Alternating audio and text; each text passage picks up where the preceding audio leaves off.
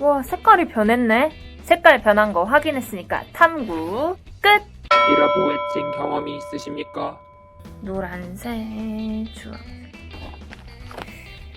색칠 끝났으니까 탐구도 끝! 이런 경험이 있으십니까? 그럼 이건 마치 답한 것과 같습니다. 그래서 준비했습니다. 궤변하는 느낌의 과학. 집에서 실험하자! 안녕하세요, 친구들. 지난 시간 실험 결과 기억나나요?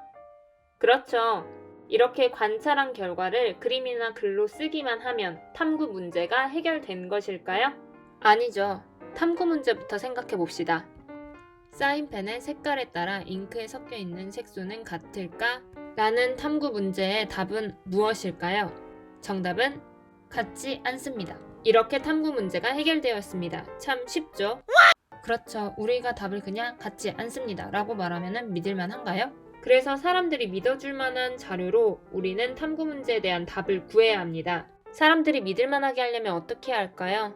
그렇죠. 우리가 관찰하고 측정한 자료를 한눈에 알아보기 쉽게 바꿔봐야겠죠. 그럼 실험 결과는 무엇으로 정리하는 게 좋을까요? 그렇죠. 표나 그래프죠.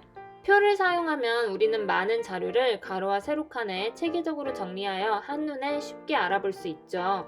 마찬가지로 그래프를 이용하면 자료를 점과 선 또는 넓이 등으로 나타내어서 자료의 분포와 경향을 한눈에 알아보기 쉽게 만들 수 있어요. 여기서 그룹 가수들 중에 제일 앨범을 많이 판 팀은 누구일까요?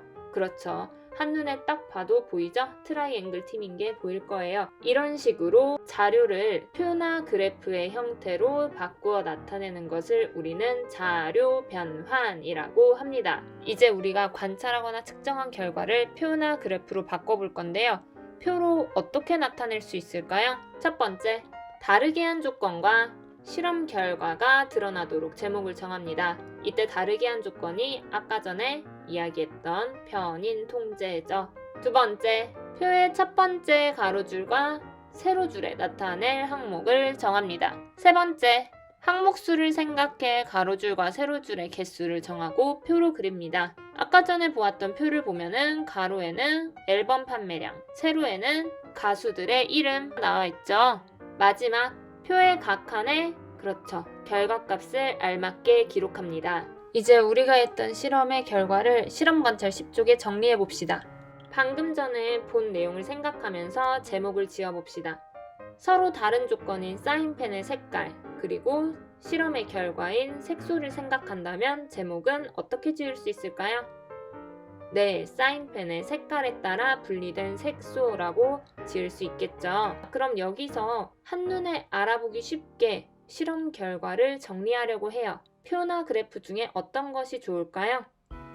네, 우리가 분리된 색소를 구별했기 때문에 표를 이용하는 게 조금 더 쉬울 것 같습니다.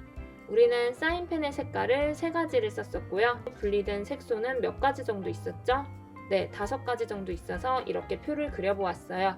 먼저 사인펜의 색깔로 썼던 검정색, 주황색, 파란색을 적어주세요. 이제 분리된 색소엔 어떤 게 들어갈까요?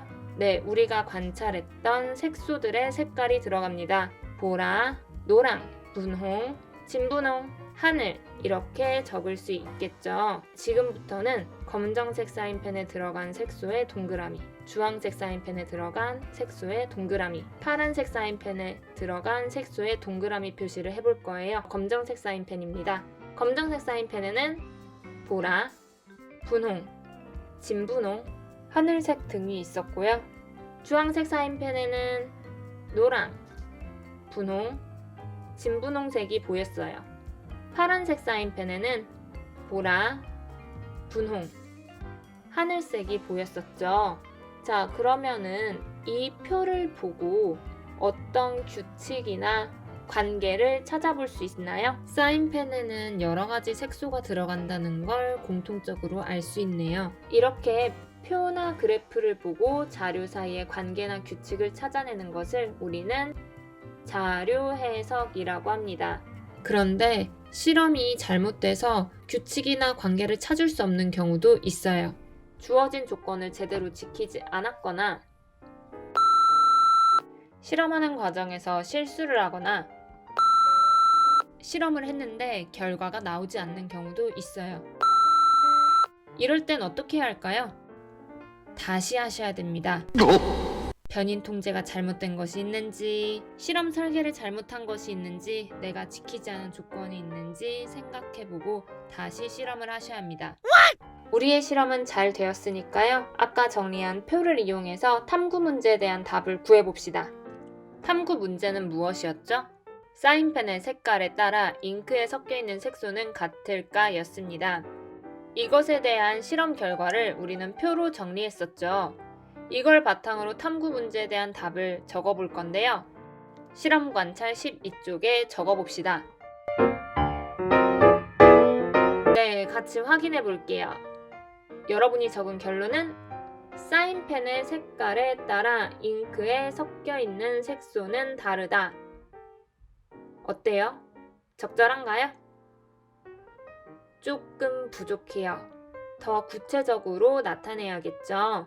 네, 사인펜의 색깔에 따라 잉크에 섞여있는 색소의 종류와 개수는 다르다라고 이야기를 해야겠죠. 우리가 직접 관찰해서 여러 가지 종류의 색소를 눈으로 확인했고요. 그리고 개수가 다르다는 것을 표를 통해 알 수 있었어요. 이렇게 실험 결과를 해석하여 얻는 탐구 문제에 대한 답을 이끌어내는 과정을 우리는 결론 도출이라고 합니다. 우리가 이번 단원에서는 탐구하는 방법에 대해서 알아봤어요. 앞으로 우리가 5학년 교과서에 나오는 실험을 할 때도 이 과정은 똑같이 반복될 거예요. 그래서 이번 단원이 너무너무나 중요합니다. 다음 시간은 새로운 단원으로 만나도록 하겠습니다. 자, 그럼 우리 친구들 안녕!